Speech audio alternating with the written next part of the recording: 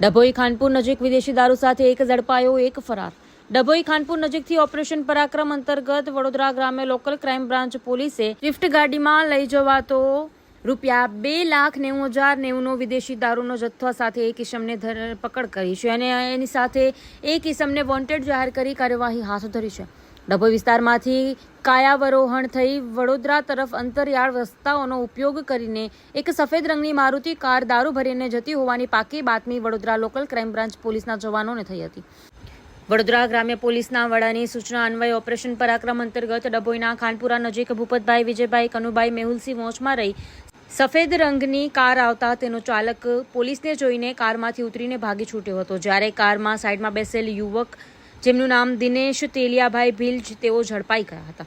પોલીસે કારમાં તપાસ કરતા કારમાં કુલ 1,071 વિદેશી દારૂની બોટલ કિંમત ₹2,90,90ની કિંમત મળીને તે સાથે 2 મોબાઈલ ફોન કિંમત ₹10,000 અને કારની કિંમત ₹3 લાખ મળી ₹6,90,000નો મુદ્દામાલ કબજે કરવામાં આવ્યો હતો.